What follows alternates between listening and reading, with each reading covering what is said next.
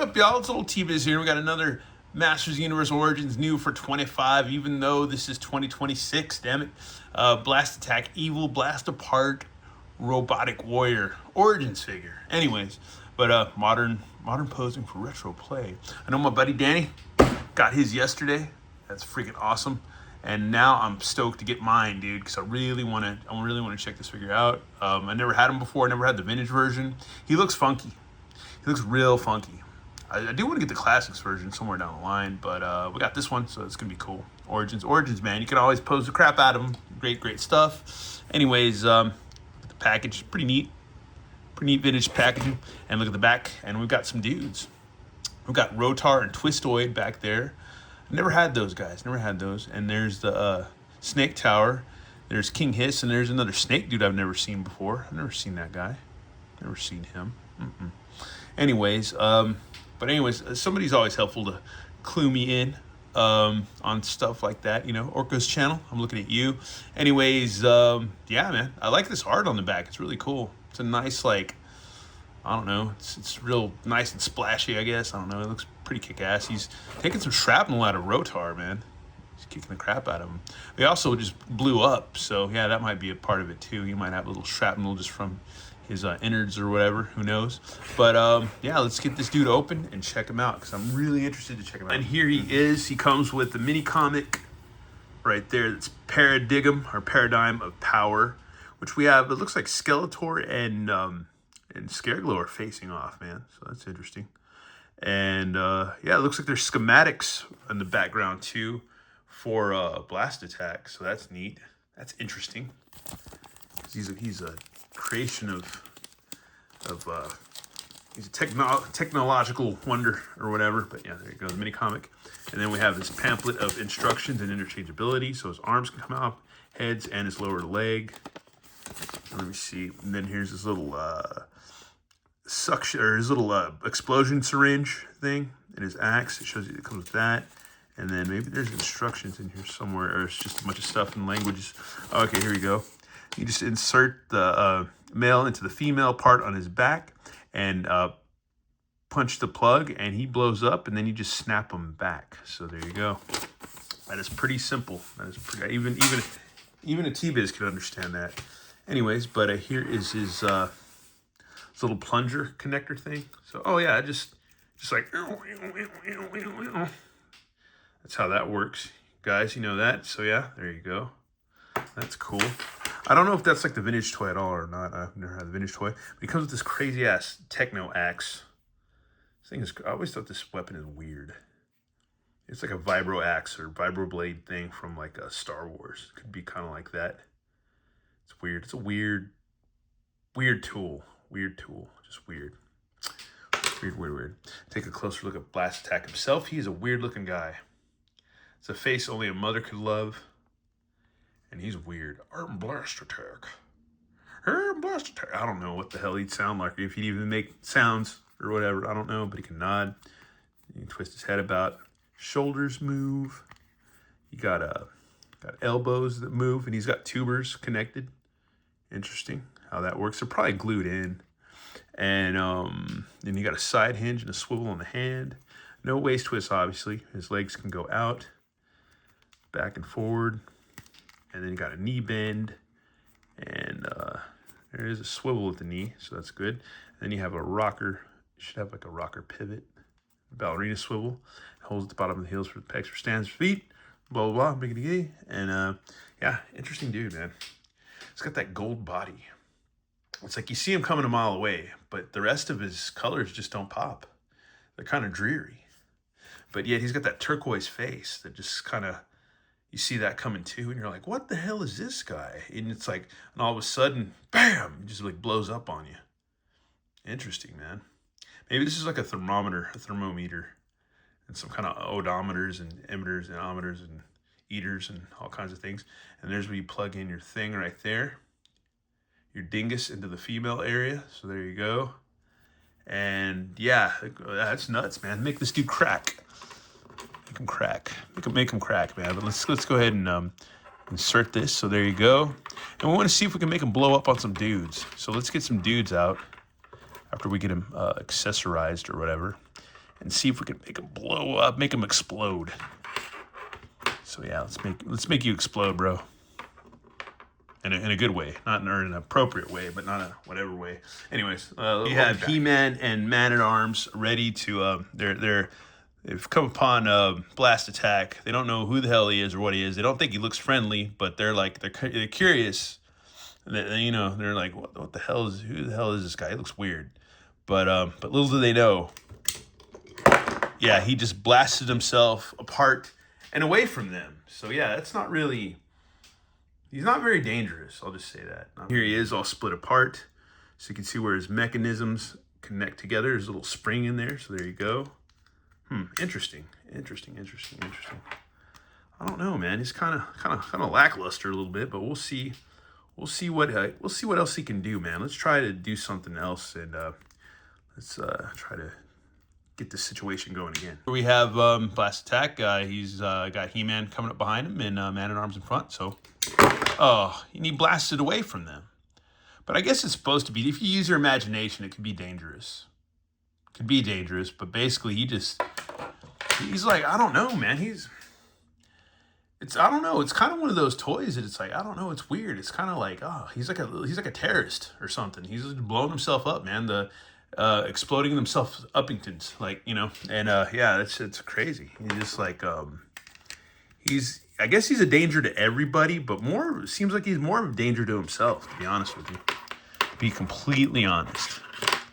So let's see if we could get, I don't know. Oh, sorry, there. Now he knocked the hell out of He-Man. Let's see if we could get something else going. I don't know. Let's try this again. Because I don't know. He just doesn't seem like very dangerous to me. That's all I'm saying. Just not very dangerous. Not as dangerous as he could be. I don't know. I'm not feeling it, folks. I'm not feeling it. I'm not feeling it at all. But let's see. He's cool. I'm glad to have him. Don't get me wrong. I'm not being a spoiled little bitch, but it's like, I don't know. It's just, I'm not feeling it. All right, here we go. Maybe we just got to mash it down like super hard. Oh, and there he did it again, man. Oh, geez. He just blasted away. You know what I need to do? And here we go again. How about that? Yeah, I don't know. It's just going to be whatever. I don't know. I don't know, man.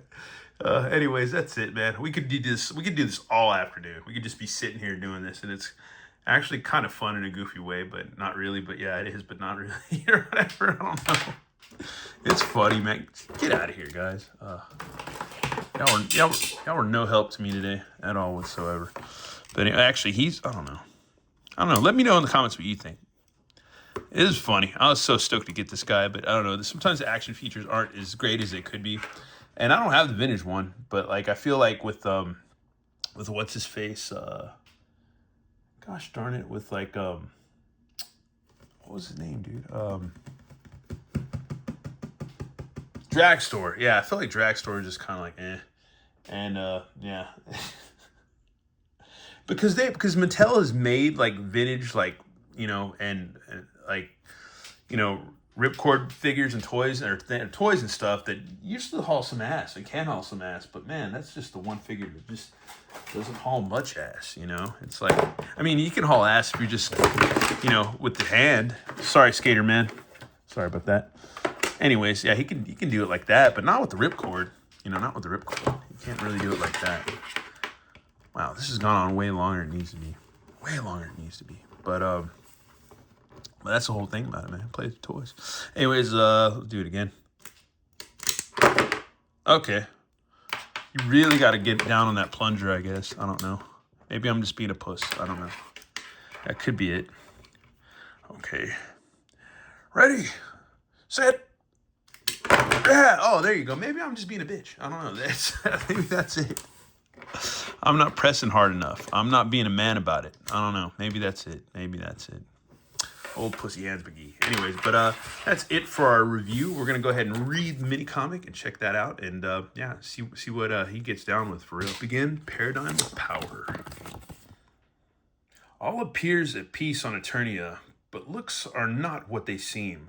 For if one were a fly on the wall in the Viper Tower, they might be eaten.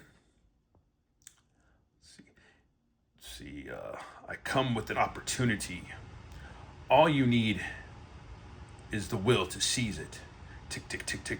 Why have you brought us here, Scareglow? Oh yeah, I've come with opportunity, blah, blah, blah. Nah, nah, nah. Yes, why have you brought us to Viper Tower?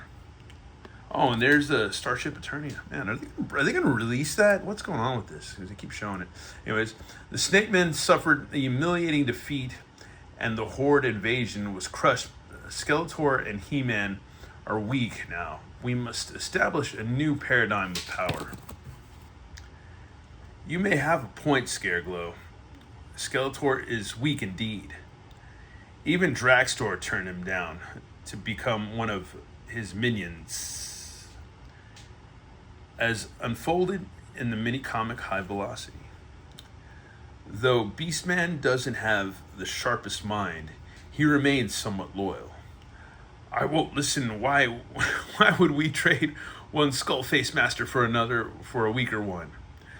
The hairy one has a point, Scareglow.